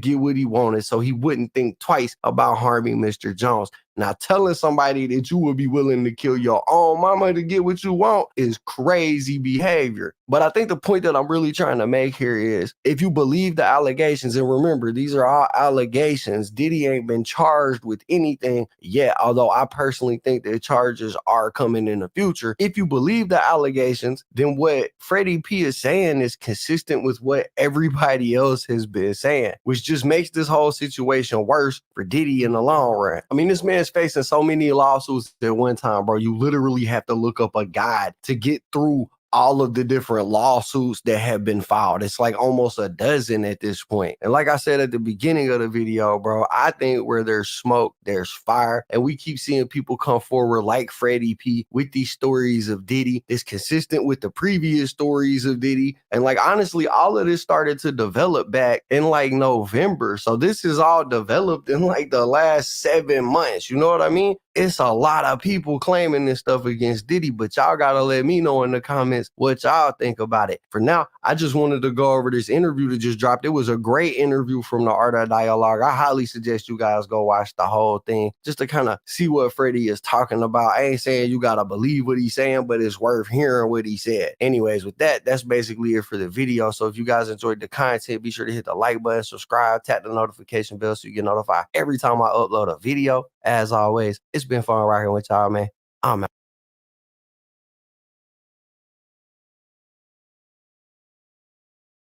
Can we actually optimize sleep so much to the point where you could get the same level of recovery in 6 hours? Sean Diddy Combs faced a flurry of civil lawsuits alleging sex trafficking, violence, drugging, and much more by his former girlfriend, Cassie Ventura, other women, and then a former record producer. Then came the March 25th raid on his homes in California and Florida by the Department of Homeland Security. So are the people filing these lawsuits coordinating with and working with the feds? I think it's exceedingly possible that there is coordination between the Southern District of New York prosecutors and the civil litigant. And I know it could be a coincidence, but I believe the coincidence don't happen by mistake. Thanks for joining me for Crime Fix. I'm Anjanette Levy. Sean Combs is under criminal investigation by the Department of Homeland Security for sex trafficking and other crimes. It's important to note, Combs has not been charged with any crimes, and he has denied that he's broken any laws. I want to be really clear about that. But his world has been turned upside down. It all started last November, when Cassie Ventura filed her lawsuit against Sean Combs with claims that shocked the public. Among them, Ventura claimed that Combs raped her, punched and beat her, forced her to engage in sex with male sex workers, and even blew up a car belonging to a man that he found out was interested in her romantically. Combs settled the suit the next day after denying the allegations and wished Cassie and her family love. Combs' attorney, Ben Brafman, said in a statement, "Just so we're clear, a decision to settle a lawsuit, especially in 2023, is in no way an admission of wrongdoing. Clearly a reference to the Me Too movement." Now, after Combs settled Cassie's lawsuit, that really seemed to open the floodgates, and other women came forward. One filing a lawsuit a couple of weeks later, claiming that Combs sexually assaulted her when she was a teenager. Combs came out swinging, saying individuals are looking for a quick payday and enough is enough. He tweeted, "For the last couple of weeks, I have sat silently and watched people try to assassinate my character, destroy my reputation and my legacy. Let me be absolutely clear. I did not do any of the awful things being alleged. I will fight for my name, my family, and for the truth." Then in late February, record producer Rodney Little Rod Jones filed an explosive lawsuit claiming Combs sexually assaulted him and was running a sex trafficking organization. Others in Combs' inner circle were named in the suit as well, including his chief of staff, Christina Coram, and actor Cuba Gooding Jr. The suit alleged that Combs was a drug addict and that Coram had staff carrying around fanny packs full of drugs to keep Combs high. The suits all came in the months before Homeland Security agents raided Combs' homes. So what came first, the criminal investigation or the civil lawsuits? Here's what former Homeland Security trainer Sonny Slaughter thinks. So I believe that his name has come up in other investigations, similarly situated, and that they were just waiting. They are looking. These investigations take a very long time, particularly when the federal government is doing it. It was the Department of Homeland Security, but the unique unit of the Homeland Security investigations. They specialize in these type of crimes: human trafficking, sex trafficking, labor trafficking cases.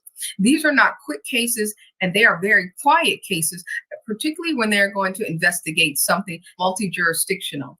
So what I believe has been going on is they have been taking the threads of other information that they've been hearing, and they didn't need Cassie's civil complaint to effectuate a criminal investigation. Start one. There was already a criminal investigation on. What they needed was her to be a cooperating witness based on the information that was in her civil complaint that allowed them to connect the dots. This case is about proximity of the Sean Combs to individuals who would have the most information that they could glean from that is accurate, not speculation. So Sonny Slaughter thinks the feds were looking into Sean Combs for a long, long time, possibly even years. The raids on Combs's properties happened on March 25th, the same day Little Rod filed a second amended complaint, adding Cuba Gooding Jr. as a defendant, claiming Gooding groped him on Combs's yacht. Former federal prosecutor Gene Rossi believes it wasn't an accident that Little Rod filed that amended complaint on the same day that the feds raided Combs's properties. What that tells me, Anjanette, is there may be a little coordination between the federal prosecutors and the plaintiff, Mr. Rodney Jones, Lil Rod. Yeah, I've been wondering about that myself since we've kind of heard that possibly this investigation, at least the federal investigation, may have been underway before these civil suits started being filed last fall. What are your thoughts on that, Gene? Okay, I can give you my experience. I investigated a very crooked pain doctor. He issued prescriptions as high as, I'm not making this up, 1,200 oxy pills per day. I was investigating this doctor in Northern Virginia, and a private litigant read about it in the paper and heard about it on the news because it was high profile.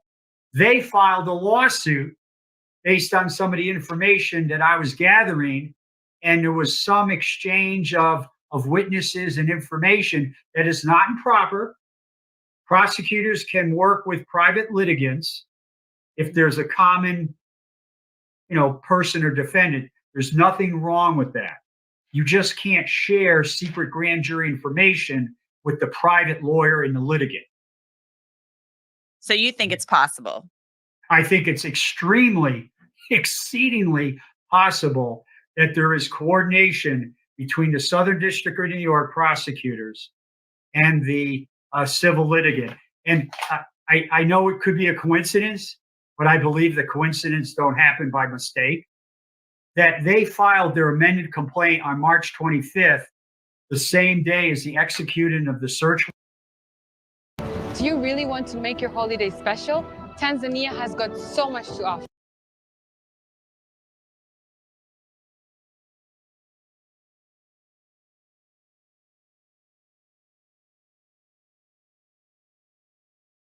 From the famous Serengeti National Park.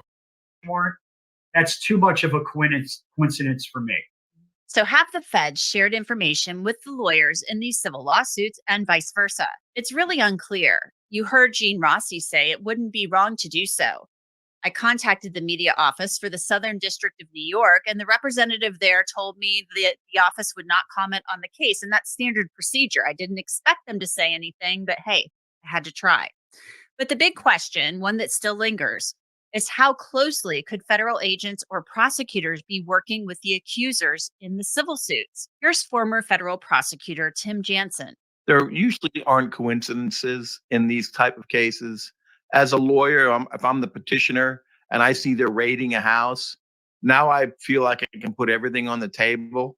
Now the things I didn't think anybody would believe, now I'm going to put them out there because hopefully the feds are going to help them prove these allegations.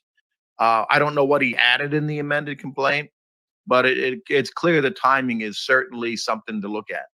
If you're a federal prosecutor looking into this, I mean, is it possible, if you're talking to a civil attorney representing a witness and they say, well, we're thinking of filing a civil suit. And do you say to them, well, we can't really talk to you about that. You do whatever you want to do. Or do you kind of nudge them and say, maybe that's not such a bad idea, because then you want to see the reaction of the person you're investigating? That's a great question. Normally, we would tell them our criminal investigation has nothing to do with your civil. We're not going to allow you to use the Department of Justice to further your civil case. But if you have information that you can use in our own investigation, we'll be glad if you share it with us.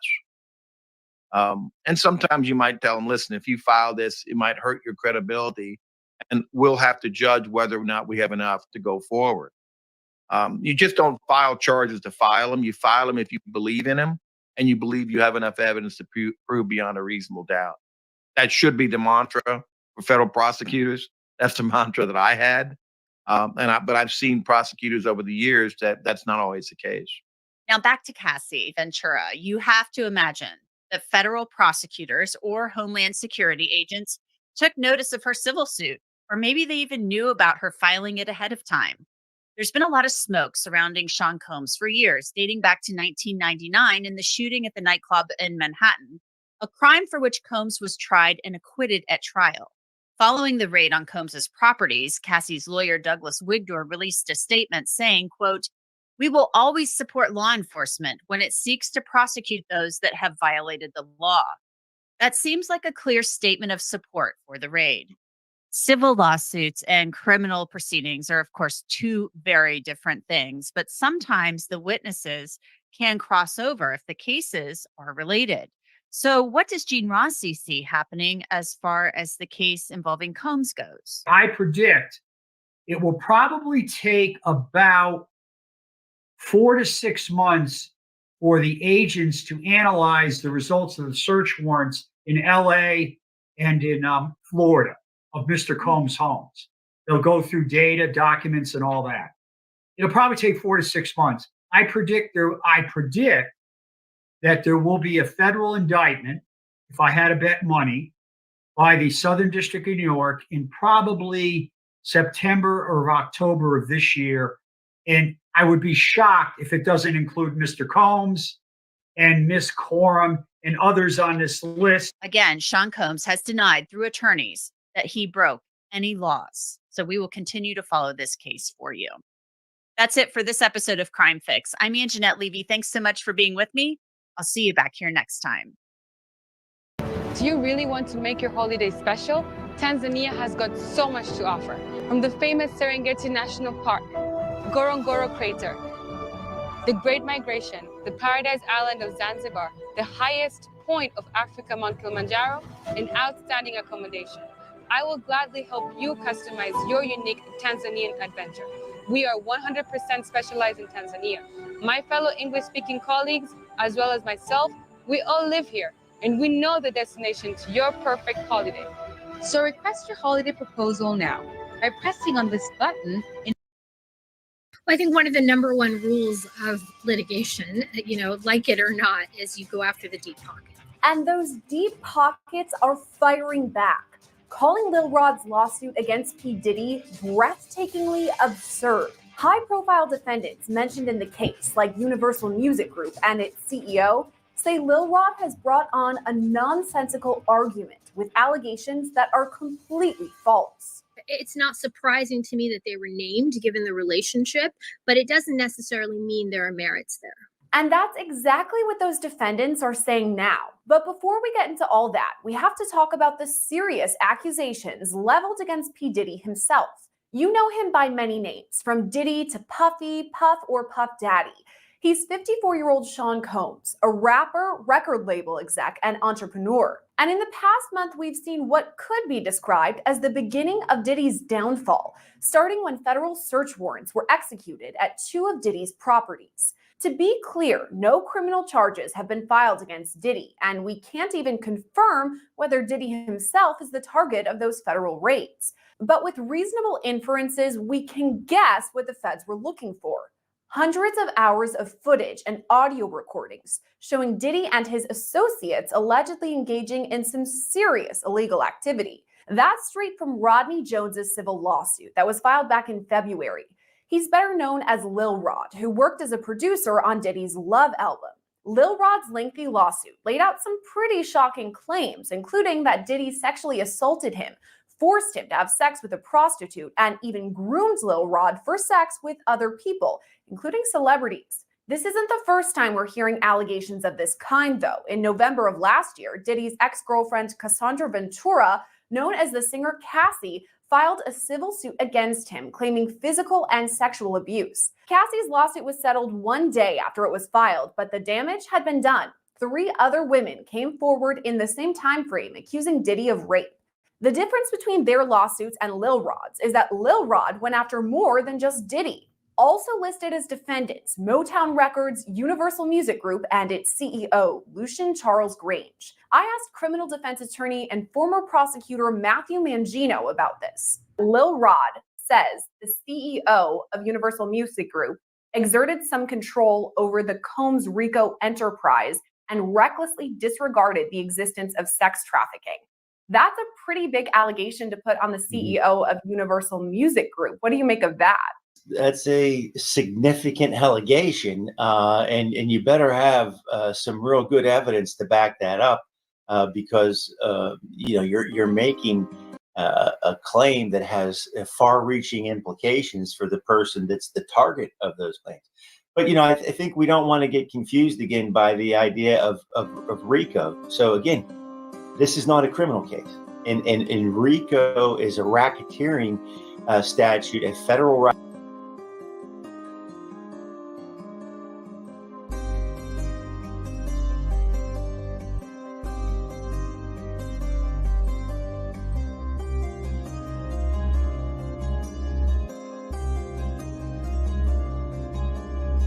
This shit ain't overnight, that's a whole lot of flips.